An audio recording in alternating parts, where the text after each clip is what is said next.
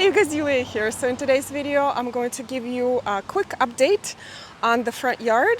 Also a garden tour of this front garden bed. And I'm going to talk about a really fun competition that myself and other gardeners are having on growing a certain plant. Unfortunately, not a lot has been happening in the front yard. I've been having a hard time sourcing the plants for the privacy screening project, but the dogwoods that I planted look really, really good. We had a lot of rain this spring, so they definitely put on some more growth. That guy right there has been struggling, but even he leafed out. So I'm really happy about that. But as soon as I get the plants for this privacy project, I will let you know right away. And now let me show you this front garden bed. And the theme for this bed is pretty much a dumping ground for all of my warm color palette plants. I haven't been a fan of warm colors like oranges, reds, and yellows, but I am definitely warming up to it, no pun intended. So what happened is basically I've been planting all of those, either that Michael bought because he does like bright colors, or companies would send me to trial. And now I'm becoming a fan, really, truly. But the anchor plants for this bed is Royal Purple Smokebush, which is beautiful. Right there, it's gotten enormous, so I am going to prune it at some point, probably by half. Love the foliage, love the plumes on it. It's paired with Amsonia hubertii, which is one of my most favorite native plants. Just look at that texture there. For winter interest, I have 3 boxwoods. Those are winter gems. I have not pruned these, maybe once or twice in like 5 years. But I actually like the natural look of boxwoods, just like that. So that's for the winter. And right now, these beautiful Lawrence grape poppies are about to burst open. I love the stage on them. This is the gooseneck stage. I love the foliage. I have been enjoying this plant even without the flowers. I started these from seed indoors in March.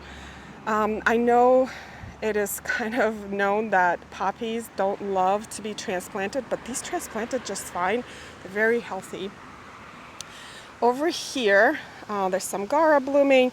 I will come back to the echinacea when it's in full bloom later in the season, because it is gorgeous. One of the Monrovia apricot echinaceas, just so beautiful. But the feverfew that has been seeding around is kind of the overall theme, kind of keeps this bed together and orderly, more or less. Another thing I love here is the stock. This is Antique Rose stock that I grew from seed, and it is absolutely stunning. It smells amazing. You can see that patch right there. I did not cull the singles really well, so this patch does have a lot of singles, but the doubles I do have plenty as well. Now, I don't mind the singles. They're actually more fragrant, but what I noticed with stock is that they fade a lot faster. So you can see it just has few flowers. Now the doubles last a lot longer, both in the landscape and in bouquets. I have a lot of balsam that's seeded here from last year, which I don't mind. It does have beautiful warm colors again that now I seem to like. Okay, so here's a plant. This is Nicotiana. Remember, I started like hundreds of Nicotiana plants in the spring.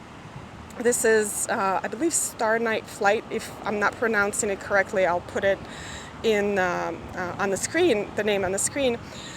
And it is definitely kind of a warmer tone, like maroon, wine, burgundy. Beautiful, beautiful flowers. They are still in pots, so I'm going to plant them today. Believe it or not, I have like 50 more Nicotianas, and I planted a ton already at my clients' gardens this spring. So everybody gets a Nicotiana. You get a Nicotiana, you get a Nicotiana.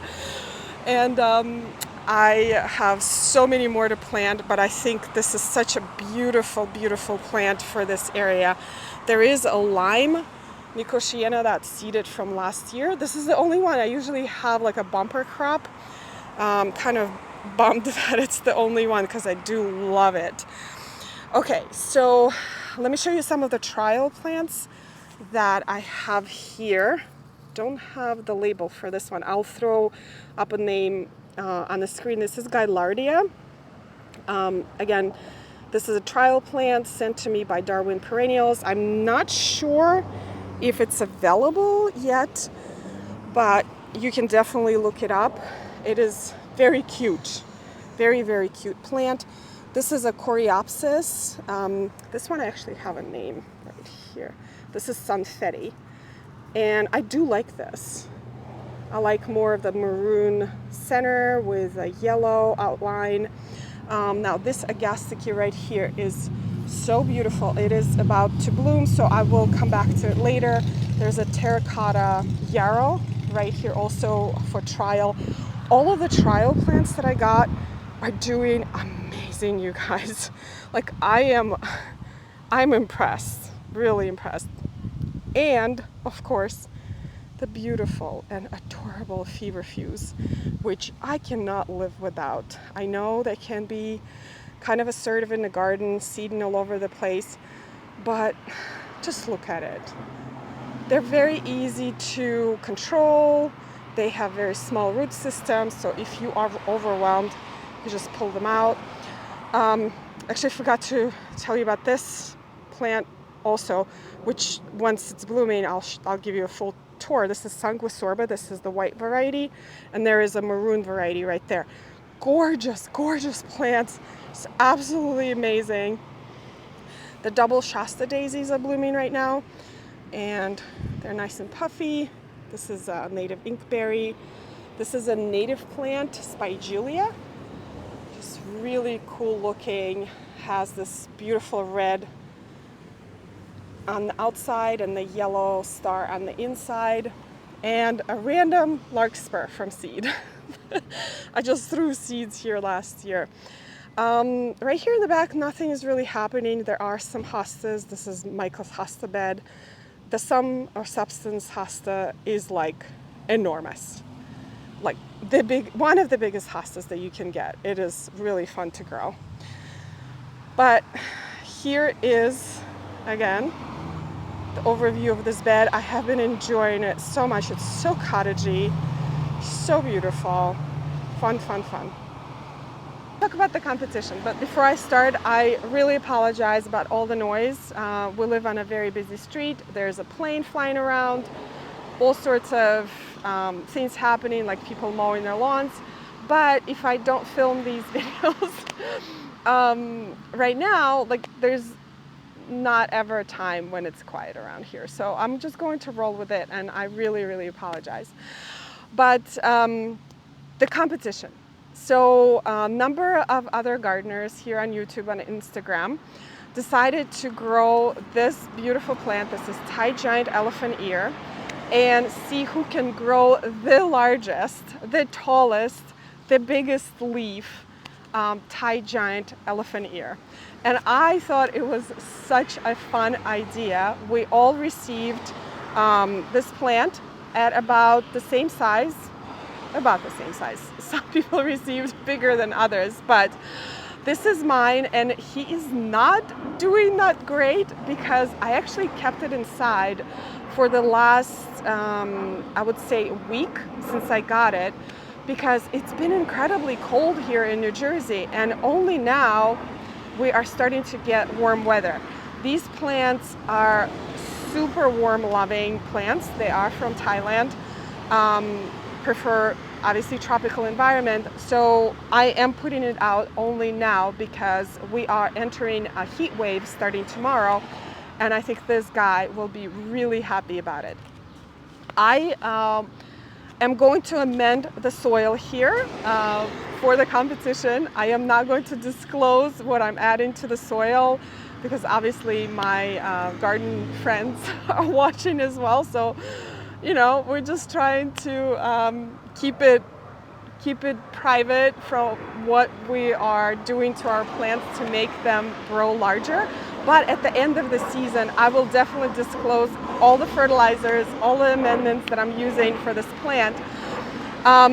This is my first time growing Thai giant elephant ears. I have grown many other elephant ears before. I love them. They're so much fun. And I have been successful in growing a really large size plants. But this is new to me.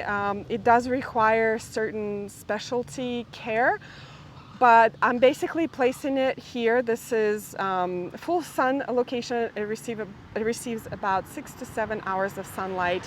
What I'm going to do today is just plant this guy in the ground and watch it grow. I decided to plant it here because, first of all, I have the space here. And as this plant grows, it can grow up to 9 feet tall. I honestly doubt that it will in my zone, maybe somewhere down south, but I'm hoping it will get pretty large. It also gets quite wide. So as this plant grows, I'm actually going to remove the plants under it. Like the stalk will be gone, the feverfew will be gone, so it's kind of like the perfect location for it. Another thing that I was thinking about doing is planting it together with my giant amaranth dreadlocks, the ones that I grow every year. They grow so dramatic and stunning, and I think it will be a great pairing for this plant. So yeah, that's the plan for today. So I'm going to plant the Nicotiana and this Thai giant elephant ear.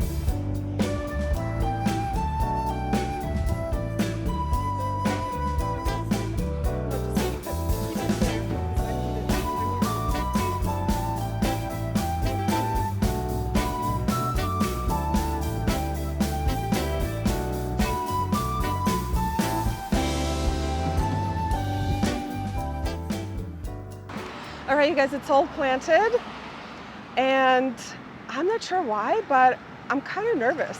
I don't know why. It's just the plant and the friendly competition among gardeners, but I do want this plant to grow large and healthy. Whether I win, I have no idea. But I will post the names of everyone who is participating in this competition in the description down below.